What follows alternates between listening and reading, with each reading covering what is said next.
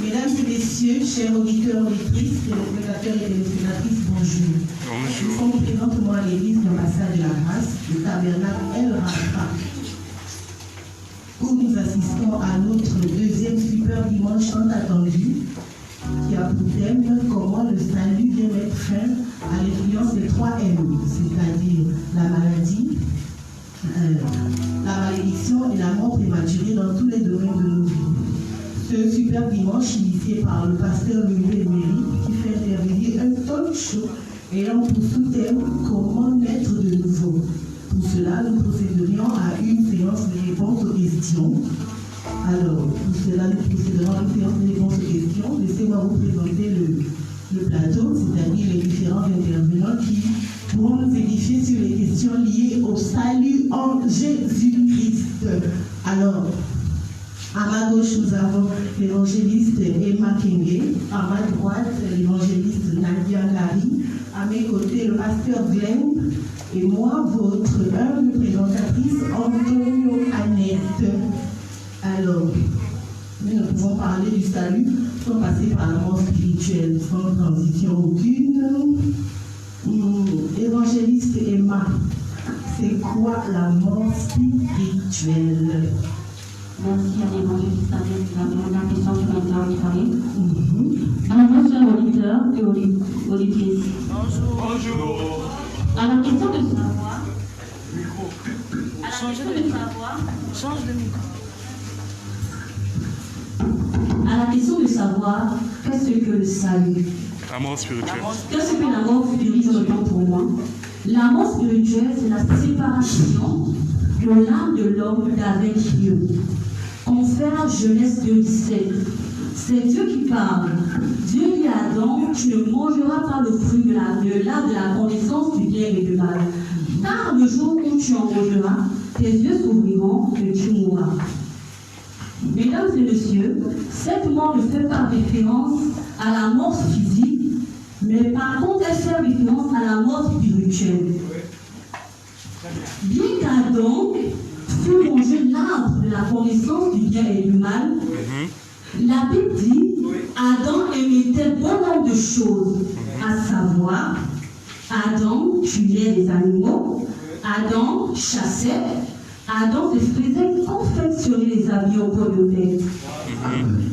De plus, Adam eut engendré 2 fils, nommés Abel et Caïn. Mesdames et messieurs, la mort spirituelle, c'est le détachement de la nature adamique et éthique à l'attachement à la nature divine. Je vous remercie.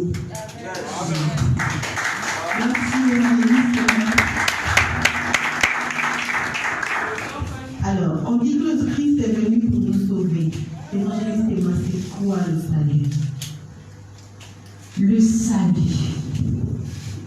Mathématiquement parlant, je dirais que le salut est égal à la foi envers Dieu, est égal à la repentance envers Dieu, plus la foi en Jésus-Christ. Yes. Littéralement parlant, je pourrais dire que le salut, c'est lorsque Christ vient enlever en toi, vient ôter en toi ton ancienne nature, afin de te revêtir de sa nouvelle nature divine. Amen.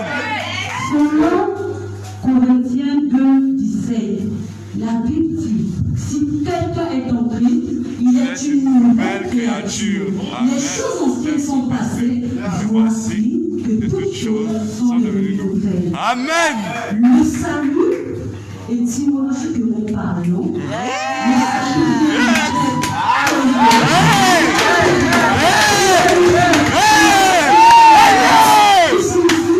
restaurer totalement, restaurer pleinement,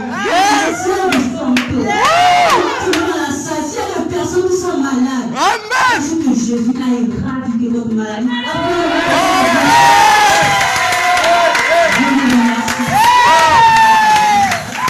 Évangéliste. Alors, moi, je suis vraiment, alors,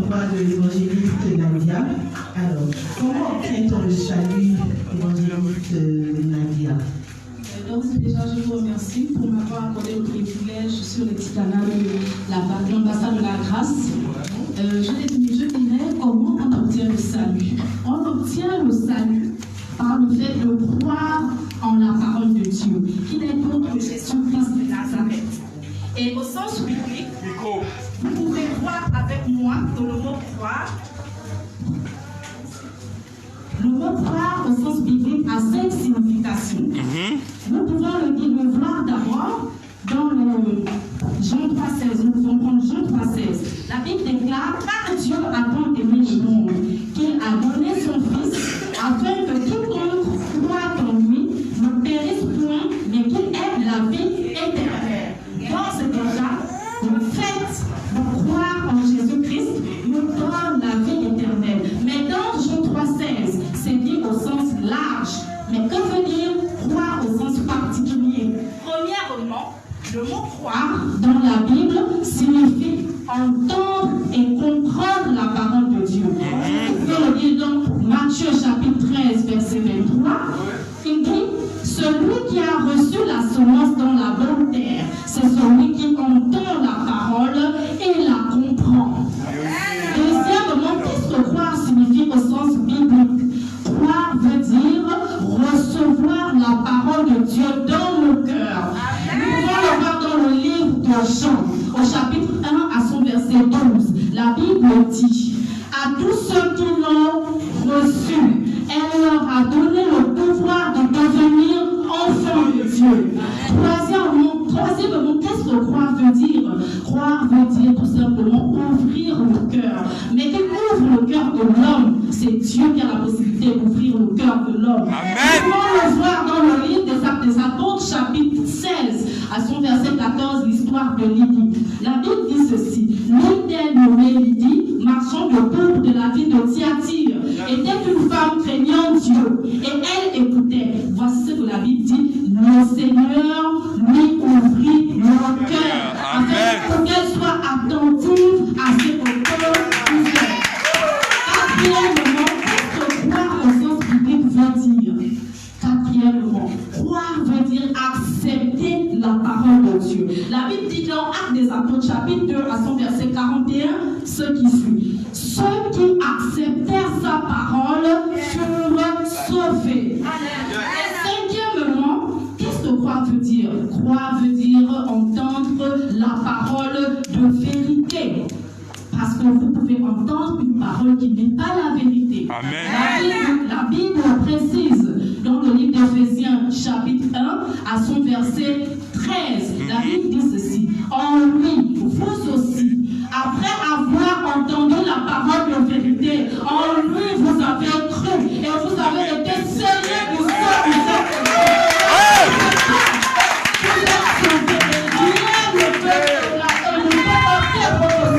Amen.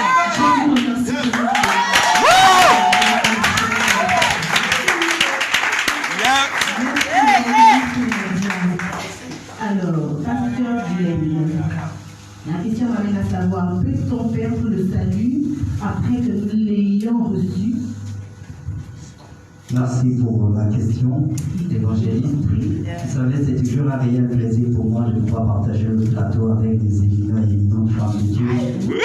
Et peut-être, et aussi l'ensemble des personnes qui ont effectué le déplacement pour arriver en ce lieu.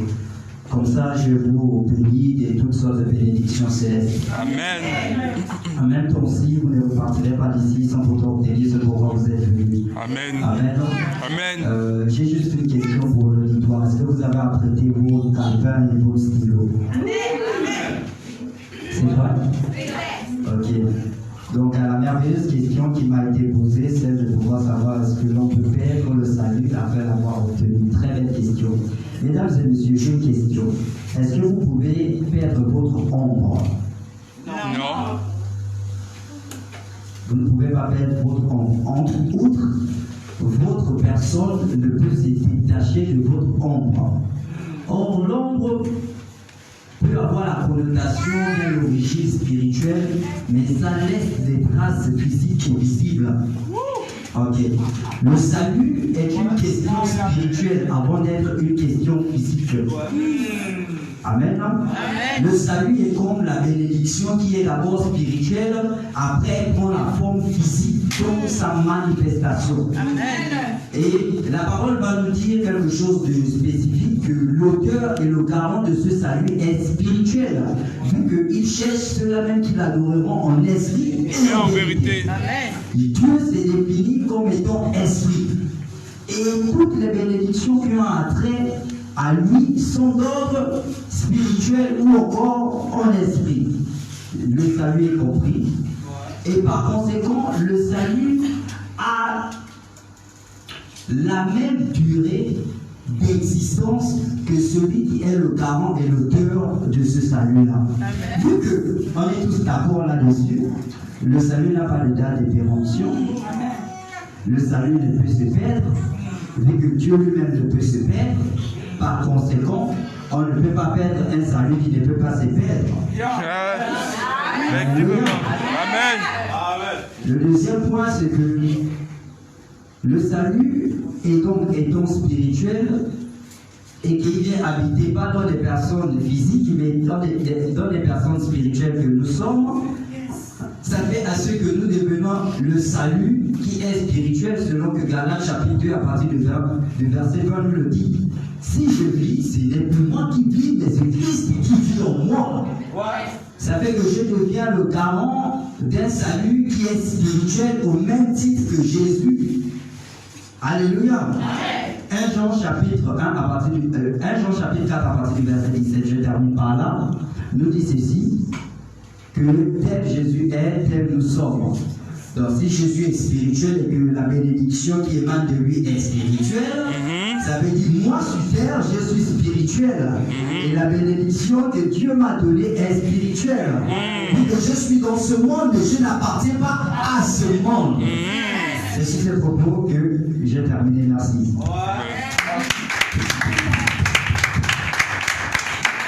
Merci, pasteur Duane. Alors, dans ce cas, combien de temps dure le salut, évangéliste Nadia?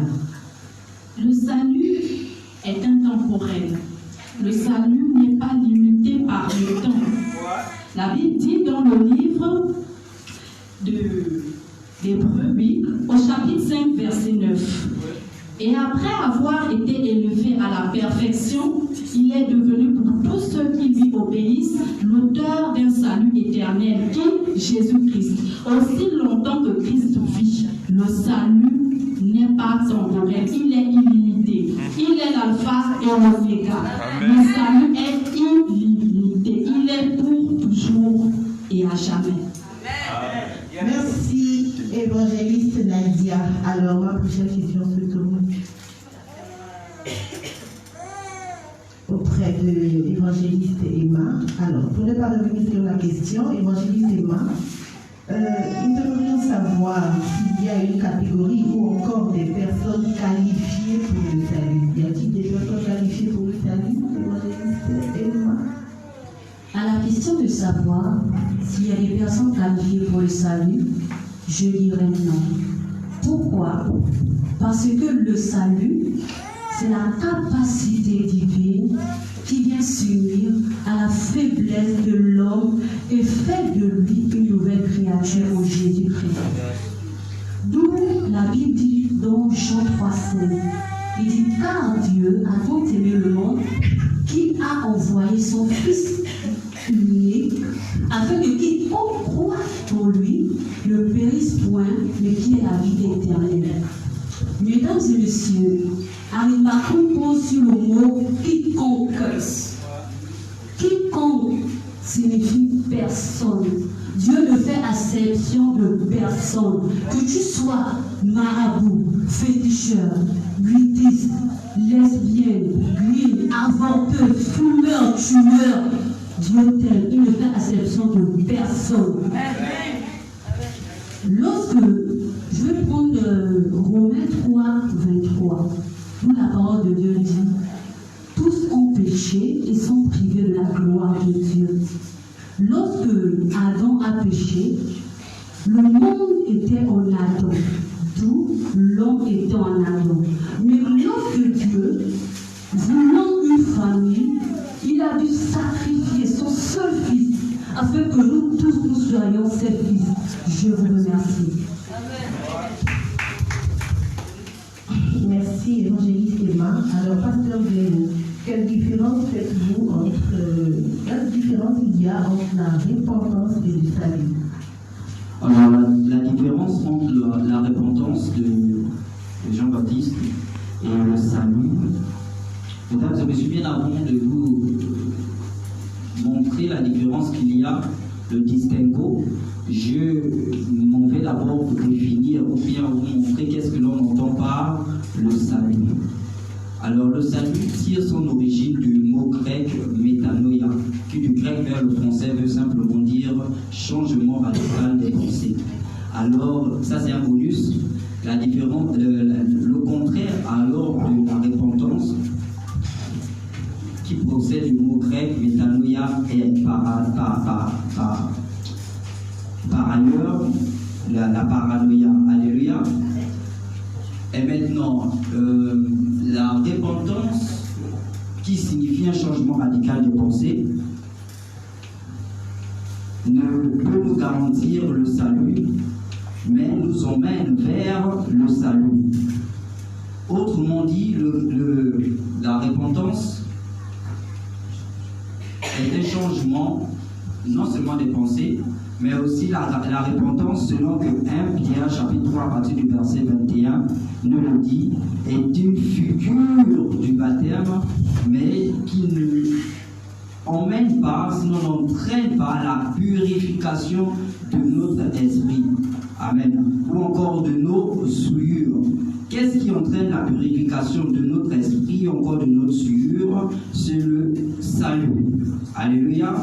Donc, le baptême de repentance est aussi défini comme étant un message ou encore un don que Dieu nous accorde de pouvoir avoir lorsque le message de la prédication de la repentance est prêché, afin que nos cœurs s'apprêtent à l'obtention du salut. Donc, en résumé, l'on peut retenir ici que la repentance c'est Jean-Baptiste, le salut c'est Jésus-Christ. Jean-Baptiste s'en va dire dans les Écritures que je ne suis pas digne de pouvoir délier les souliers de Jésus-Christ qui lui est le garant du salut. Donc Jean-Baptiste ici se démarque ou encore se retire de l'équation du salut en disant qu'il n'est pas celui qui apporte le salut, il n'est que celui qui apprête la plateforme pour pouvoir recevoir le salut. Mais le salut est venu, le salut est l'émanation, sinon le fruit de la personne de Jésus-Christ, celui qui est venu avec le salut, parce qu'il est lui-même le salut. Amen. Donc c'est sur ces mots que je m'en vais passer le micro à l'évangéliste. Merci. Merci pour nous avoir édifié, pasteur Glenn. Alors nous sommes à la 7e question. Évangéliste Emma, peut-on être de nouveau sur notre lit de mort?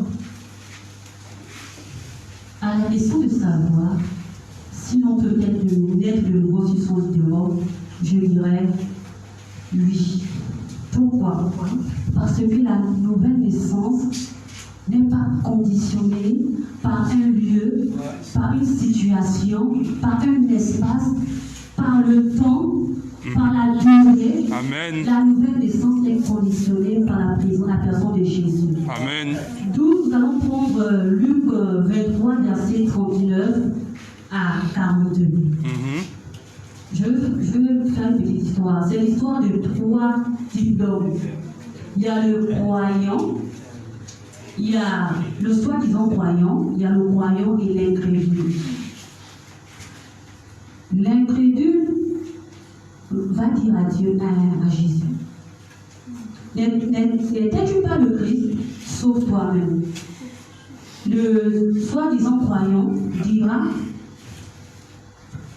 souviens-toi de moi quand tu reviendras dans ton règne. Et Jésus répondit en disant, comme tu as cru en moi, tu seras avec moi ce soir au paradis. Par conséquent, je dirais que tu peux recevoir Christ dans ta vie en étant dans ta voiture. Amen. Parce que le salut ou la nouvelle naissance n'est pas conditionné par Oui, un non, endroit. pas. Amen. Tu peux être sur ton lit d'hôpital, presque prêt à mourir. Tu as peut-être dû, par le passé, engendrer des choses qui n'ont pas glorifié Dieu. Mais sache que séance tenant, tu obtiens ton salut. Tu peux être au marché, tu peux être dans des endroits, mais lorsque Dieu choisit, il ne te demande pas.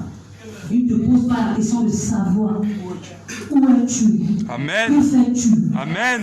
que penses-tu. Amen. Non, il te dit seulement cet honneur. Je vous remercie. Amen. Alors, évangéliste Nadia, peut-on avoir le salut par le baptême de la repentance? La repentance, qu'est-ce que c'est la repentance? La repentance, au sens étymologique, vient du mot métanoïa. Changement radical de notre système de pensée. Amen. La repentance est importante dans notre acquisition du salut. Mais la repentance ne peut pas nous donner le salut. Elle est importante pour notre bonne marche. Pourquoi? Alors, la repentance, c'est l'engagement de notre bonne conscience vis-à-vis de Dieu. Qu'est-ce que cela veut dire? À l'exemple, vous avez écouté une prédication, un homme de Dieu prêcher, et vous avez été touché. Vous décidez de changer de manière de fonctionner. De manière de fonctionner. C'est-à-dire, si autrefois vous faisiez du mal, vous décidez, par exemple, après avoir entendu une prédication, de dire non, désormais, je préfère faire du bien, je ne vais plus faire du mal, je ne vais plus offenser quiconque, je ne vais plus faire des mauvaises pratiques, par exemple. Vous décidez de changer votre mentalité après avoir écouté votre prédication. Mais cela ne voudrait pas pour autant dire que vous êtes sauvé. La seule personne capable de vous sauver, c'est Jésus-Christ à l'œuvre dans votre vie, dans votre cœur. Vous savez, il y a plusieurs personnes qui ont un cœur repentant. Permettez-moi, même les païens. Il y a des païens qui parfois prennent conscience de certaines choses et décident de dire non, même en étant païen, je ne peux plus faire du mal. J'ai offensé mon frère, tu te sens culpabilisé, tu dis non, je ne peux plus le faire. D'accord? Mais est-ce que ça veut dire pour autant que la personne a Christ dans son cœur? Pas du tout. La repentance est importante pour le salut, mais la repentance ne peut pas nous sauver. Seul Jésus-Christ a la capacité de nous sauver. Amen. Alors, merci, évangéliste Nadia. Pasteur Glenn, est-ce possible de naître de nouveau sans écouter la parole de Dieu? À cette question, je dirais impossible. Pourquoi impossible? Parce que déjà, la parole est au centre de toutes choses. Je cite comme ça Jean chapitre 1, à partir du verset 1 à 3, qui dit au commencement était la parole était avec Dieu et la parole était Dieu. Donc ici on nous dit qu'au commencement était la parole. Donc si le commencement était la parole, c'est que le salut qui est dans le paquet même du commencement, le salut est mal aussi dans cette parole-là. Par la suite, il y a un verset qui me plaît très bien, c'est celui du chapitre 4 qui dit non, que toutes choses ont été faites par elle et rien de ce qui a été fait n'a été fait sans elle. Donc, si rien n'a été fait sans elle, c'est que le salut aussi est compris dans toutes choses que la parole a fait. Par la suite, on va nous dire que ce salut-là, donc cette parole-là, s'est faite chair. Or, la chair ici renvoie à la personne de Jésus-Christ. Donc, Jésus-Christ qui est la parole, s'est humanisé afin de rendre cette parole-là disponible à nous autres. Et quand il a rendu disponible à nous autres, la conséquence, c'est le fait que nous soyons sauvés. Sauvés par qui? Par Jésus-Christ. Il y a un autre passage, j'aime bien le citer, qui est dans 1 Corinthiens chapitre 1 à partir du verset 29, qui dit, 21, je voulais dire, qui dit qu'il existe, qui dit nous sommes sauvés par la prédication de la foi. Nous sommes sauvés par la prédication. Lorsqu'on parle de prédication, on voit parole. Donc nous sommes sauvés par la parole de la foi. Ok, pourquoi la parole de la foi? Parce que justement, c'est cette parole-là qui engendre en nous la foi afin d'être sauvés. Comme l'évangéliste pouvait le dire en amont à la question du salut, il disait que le salut, c'est l'équation entre repentance et plus foi. Ça engendre automatiquement le salut. Ok, donc, si nous sommes sauvés par la... Excusez-moi. Si nous sommes sauvés par la parole et que cette parole engendre en nous la foi, encore je précise que ce n'est pas n'importe quelle parole, c'est l'évangile de la grâce. Raison pour laquelle dans Éphésiens chapitre 2 à partir du verset 8, il précise, car c'est par grâce que nous sommes sauvés. Grâce que nous sommes sauvés. Or, le mot grâce renvoie à l'évangile. L'évangile renvoie à une personne. Cette personne est la parole et c'est Jésus-Christ. Donc, il n'existe le salut en aucune autre personne que la personne de Jésus-Christ. Et cette personne-là est la parole. Outre le salut est l'émanation même de la prédication de l'évangile de la foi que nous écoutons. Donc, cette foi-là, c'est celle qui engendre le salut en nous. Amen. Merci, Pasteur Glenn. Ma prochaine question va à l'endroit de l'évangéliste Nadia. Alors, c'est quoi la loi du rachat, évangéliste Nadia? Alors, la loi du rachat ou de la rédemption de la terre, nous allons le voir dans le livre de l'Apocalypse, chapitre 5, versets 1 à 5. Je ne pourrais pas le lire parce qu'il est long, je vais paraphraser. La Bible dit, c'est Jean qui parle, il dit, puis je vis quelqu'un sur le trône. Et cette personne avait un livre. Ce livre était écrit en dehors et en dedans. Et ce livre était scellé de 7 sceaux. Ce livre était un parchemin. Mais que représentait ce parchemin? Ce parchemin représentait le titre foncier de la terre, ou le titre constitutif de propriété de la terre. Mais il y avait un problème, c'est qu'au ciel, pendant que Jean était ravi en esprit, il a vu que tout le monde était triste au ciel. Pourquoi? Parce que Dieu cherchait qui pouvait, c'est-à-dire payer le prix qui était digne de cette loi de rachat, de ceux qui accomplit ce plan de rachat vis-à-vis de l'humanité. Il a regardé au ciel, il a regardé les anges, nul n'en fut trouvé digne. Pourquoi? Parce que les anges sont des créatures célestes et non terrestres. Parce que pour sauver l'homme, il fallait des critères. Il fallait quelqu'un de la même nature qu'Adam. Il fallait quelqu'un qui aime l'homme, c'est-à-dire qui a la volonté de venir sauver l'humanité. Il fallait quelqu'un qui ait un sang pur. Or, au ciel, ce sont des créatures célestes. Elles n'avaient pas de lien avec Adam. Elles ne sont pas des créatures charnelles telles que nous. Dieu n'a trouvé personne au ciel. Le ciel était triste. Dieu regarde sur la terre. Mais qui peut racheter l'humanité? La terre était souillée par le péché. Nul n'en fut trouvé digne. Il a regardé sous terre. Mais sous terre, qui peut sauver l'homme? Mais sous terre, nous savons que c'est Satan et ses démons. Ce sont les dernières personnes à vouloir le rachat de l'humanité. Le ciel était triste. Cependant, Dieu, dans sa plénitude, a élaboré son plan de rachat. Il s'est substitué lui-même en son fils. Tellement il aimait l'homme, il aimait celui qu'il avait créé à son image et à sa ressemblance. Il a un jour descendre pour aller accomplir son plan de rachat.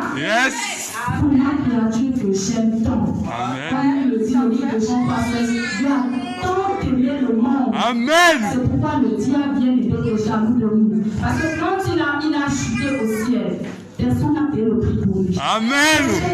Il a planifié un plan de rachat pour nous. Mais Dieu lui a planifié un plan de rachat pour nous. Tellement il nous a aimés. Alors revenons. Ce parchemin représentait le titre foncier de la terre qu'Adam a perdu dans le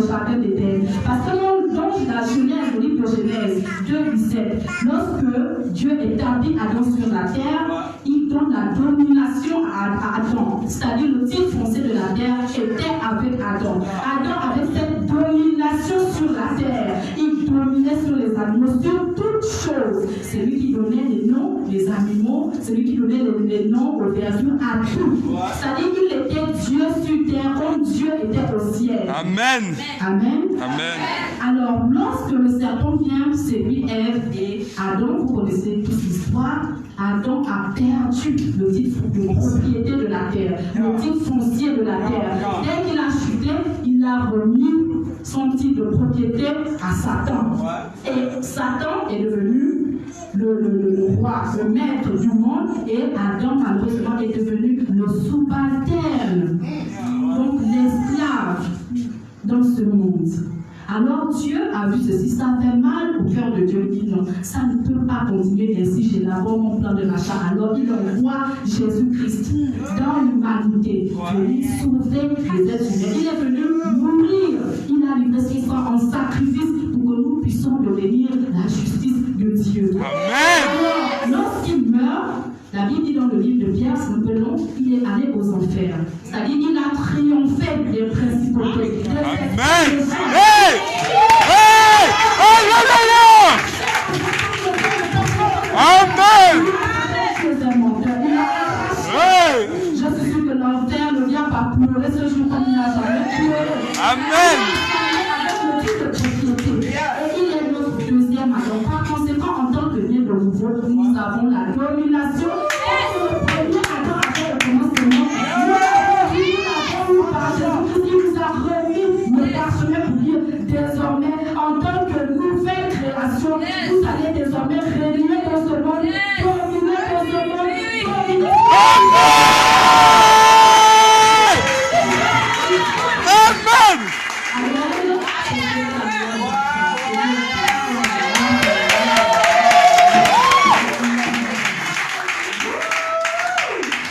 Alors, sous cette optique, quelle doit être l'attitude du chrétien, évangéliste Emma, À la question de savoir, après l'obtention du salut?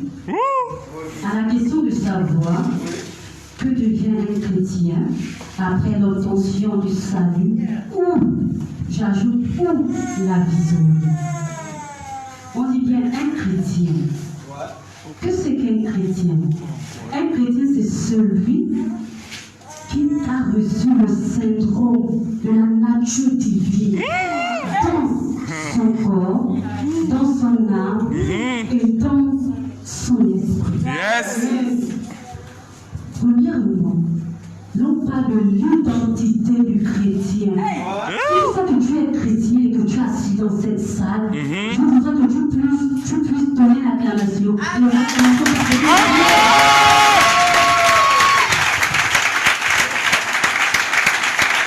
Premièrement, le chrétien hérite de la nature, la santé de Dieu.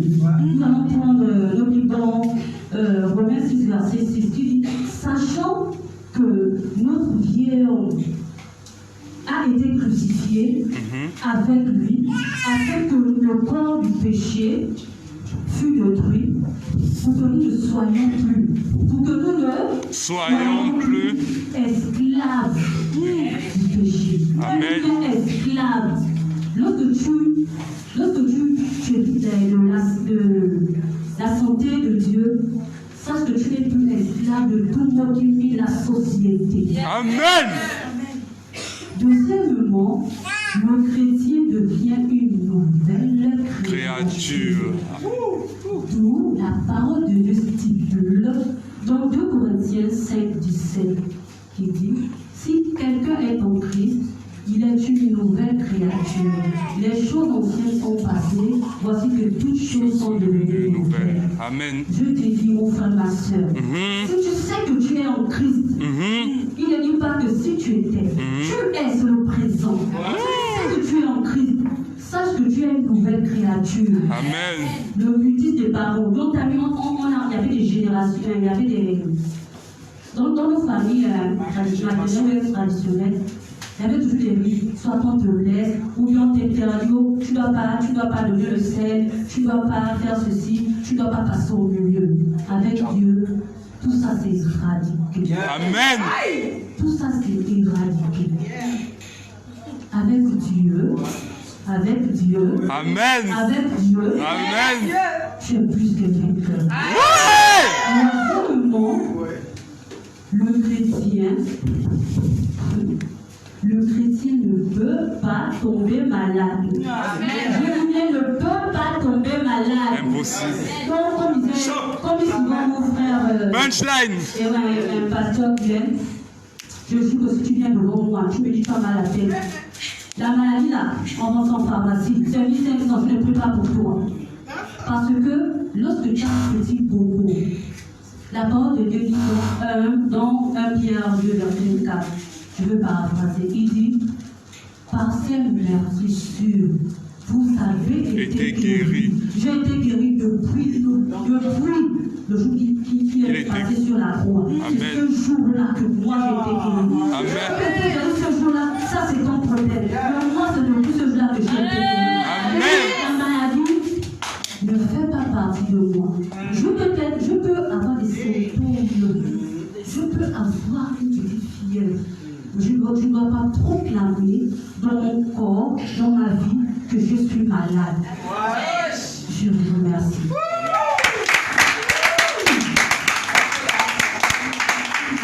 Merci, évangéliste Emma. Pasteur Glenn, y a-t-il des conditions pour obtenir le salut? À la question de savoir s'il y a des conditions pour obtenir le salut, je dirais oui. Il en existe une seule. Et si l'auditoire et même l'ensemble des personnes qui nous regardent via les réseaux sociaux ont comme ça la linéaire des questions qui ont été répondues, tout de suite ils ont déjà la réponse. Je vais dire. La condition s'il est croyant pour obtenir le salut, c'est Jésus-Christ. Ok. Mais le Jésus-Christ ne vient pas se présenter à vous comme ça. Je suis là. Le Jésus-Christ, en fait, il prend une toute autre forme. Il prend une toute autre forme. Donc, en prenant cette toute autre forme-là, il se métamorphose dans la forme de la parole. Donc, c'est en écoutant l'évangile, comme vous êtes actuellement en train d'écouter l'évangile du salut, que cela fait naître en vous la foi suffisante pour pouvoir obtenir le salut. Donc, la condition par laquelle l'on obtient le salut, c'est la parole de Jésus-Christ. La parole de Jésus-Christ qui convoit tout ce que la sœur Emma a précité et tout ce que l'évangéliste Nadia aussi a précité. Et il y a un passage, sinon plusieurs passages, qui peuvent justifier cela, sinon appuyer cela. Le premier que nous allons prendre se trouve dans Éphésiens chapitre 2 à partir du verset 8, qui dit que nous sommes sauvés par grâce au moyen de la foi. Et cela ne vient pas de nous, c'est un don de Dieu. Donc la grâce nous a explicité que c'était la parole, et que cette parole-là c'était Jésus-Christ. L'autre verset que nous allons lire aussi, c'est celui de Éphésiens chapitre 1 à partir du verset 13, qui dit en lui, vous aussi, après avoir entendu la parole de la vérité, l'évangile de votre salut. Donc après avoir écouté la parole de vérité, l'évangile de votre salut, en lui, vous avez cru et vous avez été scellés du Saint-Esprit, celui qui a été promis. Alléluia. Amen. Donc, outre, c'est par la parole que nous sommes sauvés et c'est l'unique condition. Merci. Amen. Wow. Alors, de nos jours, nous assistons au baptême, nous assistons à des baptêmes d'enfants dans les églises. Alors, j'aimerais savoir, l'évangéliste Emma, le baptême conditionne-t-il notre salut? Le baptême d'eau, qu'est-ce que c'est d'abord le baptême d'eau? La Bible dit dans le livre d'1 Pierre, chapitre 3, verset 21, cette eau était une figure du baptême, qui n'est pas la purification des souillures du corps, mais l'engagement du bonne conscience envers Dieu. Le baptême, c'est-à-dire, c'est un symbole en fait. C'est-à-dire, c'est un symbole que l'on fait publiquement pour montrer qu'on est prêt à suivre Dieu. Amen. Mais ce n'est pas par le baptême d'eau, que ce soit par aspersion, que ce soit par immersion, qui nous octroie le salut. Ce n'est pas une condition. Nous pouvons le voir également dans le livre de Luc, chapitre 23, au verset 43. L'histoire du brigand. Jésus lui dit ceci, dans Luc 23, 43. En vérité, aujourd'hui, je te le dis, tu seras avec moi au paradis. Mais ce brigand n'avait jamais été baptisé d'eau. Il n'avait pas été baptisé d'eau. Il a vu Jésus, il a été au contact de la parole. Et il a accepté cette parole dans son cœur. Il a cru qu'en vérité, celui-ci, c'est vraiment le Fils de Dieu. Par conséquent, il a été sauvé tout de suite. Par conséquent, le baptême d'eau n'est pas une condition pour avoir le salut. C'est juste un engagement d'une bonne conscience que nous faisons pour montrer publiquement que désormais, nous voulons suivre le Seigneur. Et par rapport aux enfants, comme vous l'aviez dit, les bébés ne sont pas conscients. Là, il y a un problème. Parce que lorsqu'on parle même de baptême, moi je ne peux pas dire qu'un enfant est baptisé. On est plongé dans de l'eau ou aspergé de l'eau. Il n'est pas du tout baptisé en fait. Parce que pour qu'il y ait baptême, il faut qu'il y ait bonne conscience. Amen. Engagement. On ne peut pas parler du baptême chez un bébé. Même si on plonge le bébé dans de l'eau, il n'est pas baptisé en fait aux yeux de Dieu. Il n'a pris aucun engagement. On l'a lavé. Je vous remercie. Merci, évangéliste Nadia. Alors, l'évangéliste Emma, c'est quoi la justice de Dieu?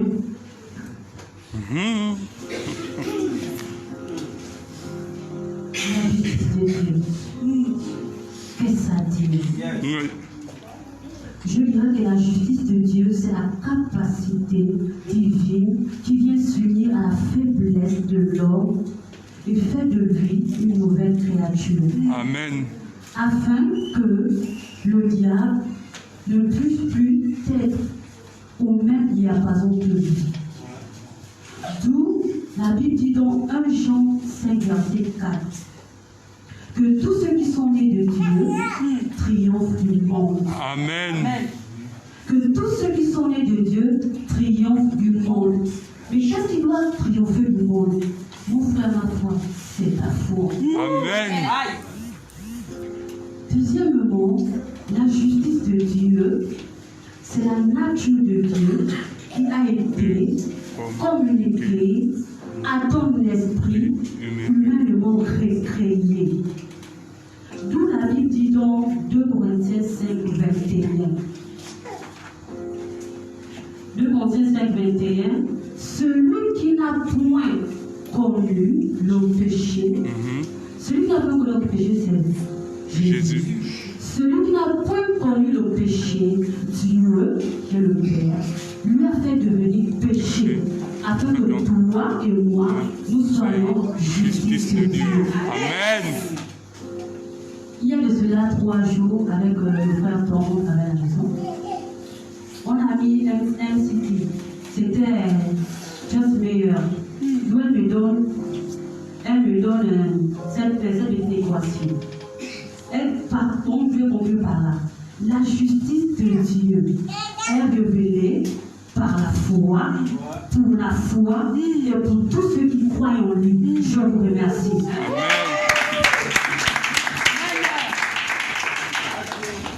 Alors, nous arrivons au terme de notre séance de réponse aux questions. Nous sommes à l'avant-dernière question, c'est-à-dire la 15e. Alors, Pasteur Glenn, lorsque nous obtenons le salut, quelle est la partie de notre être qui naît de nouveau? Merci pour la question. Alors, quelle est cette partie-là en nous qui naît de nouveau lorsque nous écoutons l'évangile de la grâce?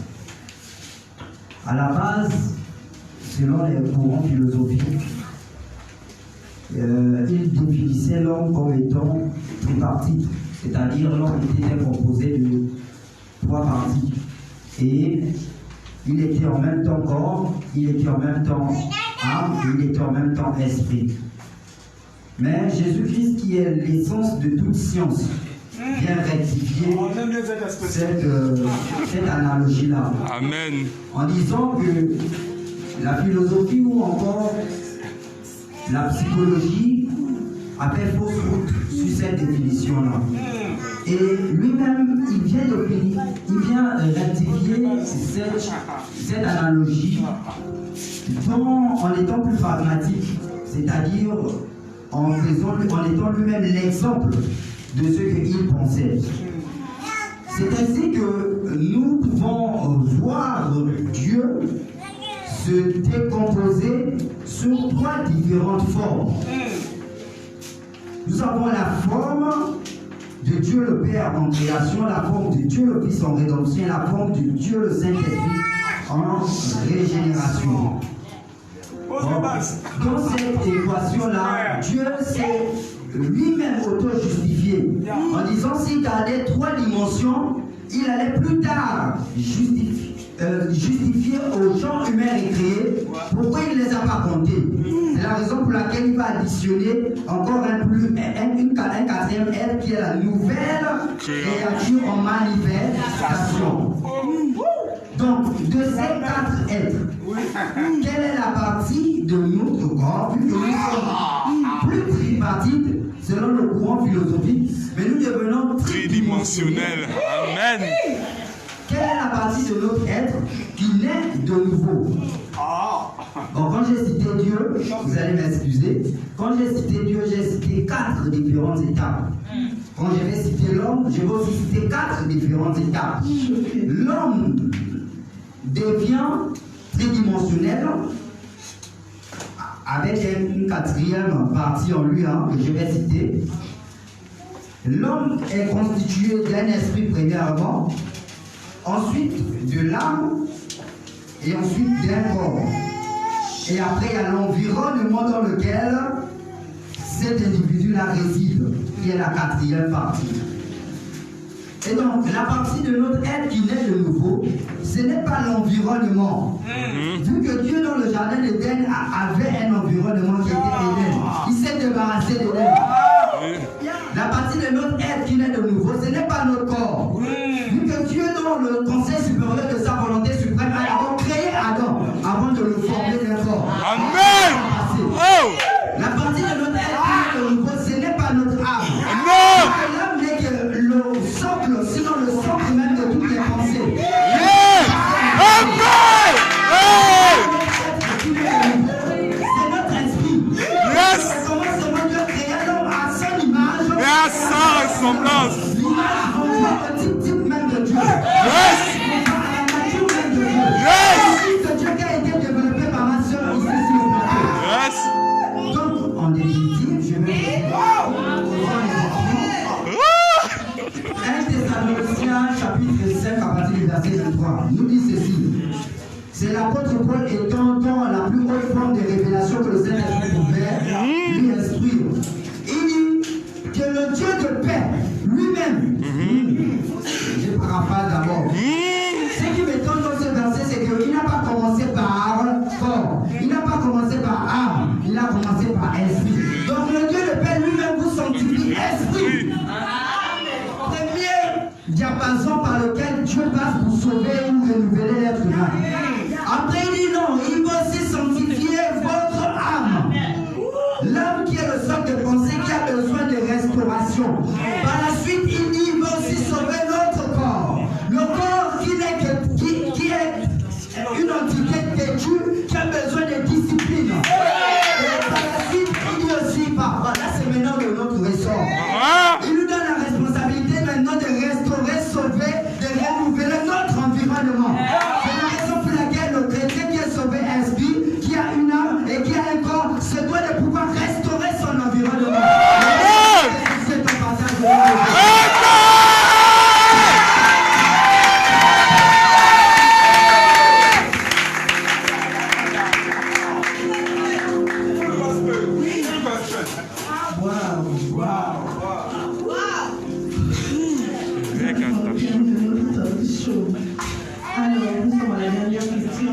comment ne mettons pas de nouveau évangéliste Nadia. Merci. Alors, il y en a 16 manières, mais je vais vous citer quelques-unes. Voici quelques éléments par lesquels bon nombre de personnes pensent être nées de nouveau, mais malheureusement ne le sont pas. Par la confession des péchés. Bien aimé, dans le livre de Psaume, chapitre 40, verset 13, David pouvait dire que nos iniquités, nos péchés sont comme le nombre de cheveux sur nos têtes. Je voudrais vous poser une question. Est-ce que quelqu'un peut connaître le nombre de cheveux qu'il a sur la tête? Impossible. Alors si nous naissons de nouveau, ou si nous sommes dans le salut, parce que nous avons confessé nos péchés, c'est une fausse base du salut. Ce n'est pas la vérité. C'est ce qu'on a toujours pensé, mais ce n'est pas la vérité. C'est pourquoi bon nombre de personnes seront étonnées de se retrouver malheureusement en enfer, pensant avoir été sauvés par la confession. Pourquoi? Si vous ne connaissez pas tous vos péchés, comment allez-vous les confesser? Parce que si c'est par la confession, ça voudrait dire que les péchés que j'ai eu à faire il y a de cela 10 ans, je dois les confesser. Ce que j'ai fait aujourd'hui, je dois confesser. Et vous ne savez même pas les péchés que vous allez faire demain. Finalement, nous allons passer toute une vie en confessant nos péchés.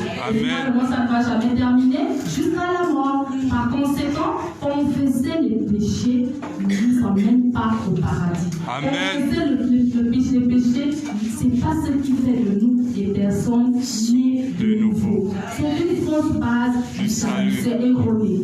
Deuxièmement, c'est le baptême d'eau dont je parlais tout à l'heure. Beaucoup se disent, lorsque tu prêches l'évangile à quelqu'un, la personne va te dire, ben non, je suis baptisé, je suis communié, je suis confirmé. Par conséquent, je suis né de nouveau et j'irai au ciel. C'est pas la peine de prêcher l'évangile.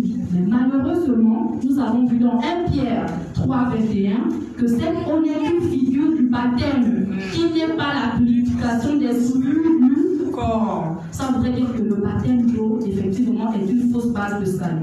Si des gens pensent qu'en étant baptisés d'eau, ils verront Dieu, malheureusement, ce n'est pas le cas. Il y a également une autre fausse base du salut. Qu'est-ce que c'est? C'est-à-dire que bon nombre de personnes se disent qu'en priant au nom de Jésus, oui, le nom de Jésus a la puissance, le nom de Jésus a le pouvoir. Parce que vous avez prié au nom de Jésus, vous avez réussi à chasser les démons, vous avez prié au nom de Jésus, les malades ont été guéris, vous avez prié au nom de Jésus, vous avez fait des signes et des prodiges par le nom de Jésus. Vous pensez que vous êtes nés de nouveau et donc sauvés. Malheureusement, ce n'est pas le cas. Nous pouvons le voir dans Matthieu 7, 22. La Bible dit ceci, c'est Jésus même qui parle. Beaucoup me diront, Seigneur, Seigneur, n'avons-nous pas prophétisé par ton nom? Par quel nom? Le nom de Jésus. N'avons-nous pas chassé les démons? Par ton nom, par le nom de Jésus. N'avons-nous pas fait de grands prodiges? Jésus leur dira, retirez-vous de moi, oubliez de l'iniquité, je ne vous ai jamais connu. Il n'a pas dit, je vous ai connu auparavant, mais quand vous avez rétrogradé, je ne vous connais plus. Il a dit, je ne vous ai jamais connu. Ça veut dire, depuis le début que vous avez commencé à prononcer le nom de Jésus, en fait, vous n'avez jamais été sauvé. Amen. Quand bien vous avez cru être sauvé, vous n'êtes pas du tout sauvé, malgré la multitude des prodiges. Une autre fausse base du salut, par les bonnes œuvres. J'ai un frère qui me faisait souvent vraiment rire. Il me disait, quand on se posait la question, ah, si tu meurs aujourd'hui, qu'est-ce que tu vas aller au paradis? Il me disait, mais moi, je suis sûr. Quand je me lève le matin, je dis bonjour à tout le monde. Je ne pense pas du mal de quelqu'un dans mon cœur. Ça veut dire que si je meurs, je vais au paradis. Je dis, non, c'est faux. C'est pas par tes bonnes œuvres. Même un tailleur peut faire des bonnes œuvres. Même quelqu'un qui est dans des mauvaises pratiques peut être emmené à faire des dons de charité. Ce sont des bonnes œuvres, n'est-ce pas? Mais est-ce que ça fait pourtant que cette personne puisse être sauvée? Non. Nous ne sommes pas sauvés par nos bonnes œuvres. C'est par grâce que nous sommes sauvés au moyen de la foi. Sans les œuvres, cela ne vient pas de nous. Les bonnes œuvres sont importantes, mais ne sont pas suffisantes pour nous sauver. Amen. Isaïe pouvait le lire dans le livre d'Ésaïe 64, verset 7. Il disait, notre justice, il parlait de nos bonnes œuvres. Amen. C'est éternellement souillé aux yeux de Dieu. Amen. Ça veut dire que peu importe le niveau de bonnes œuvres que tu peux faire, ça ne peut jamais satisfaire Dieu. S'il ne voit pas Christ en toi, il ne peut être satisfait. Il n'y a que Jésus-Christ en toi qui puisse satisfaire Dieu. C'est-à-dire quand il te regarde, quand il regarde la sœur Emma, il ne voit pas la sœur Emma, il voit Christ en la sœur Emma. Amen. Il voit la Christ de Dieu. La Jésus-Christ en la sœur Emma qui est Jésus-Christ. Il dit d'accord, tu peux rentrer. Mais si tu viens par tes œuvres, il ne sera jamais convaincu. Peu importe ce que tu récites comme œuvre, il ne sera jamais satisfait. Amen.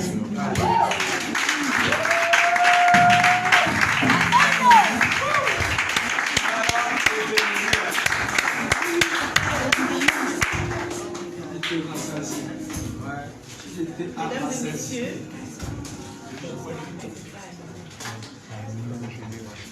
Micro.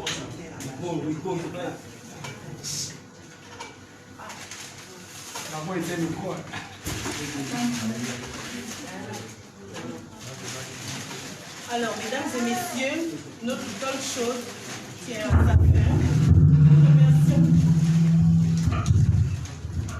Mesdames et messieurs, notre talk show étant terminé, nous vous remercions de nous avoir accordé de votre temps si précieux.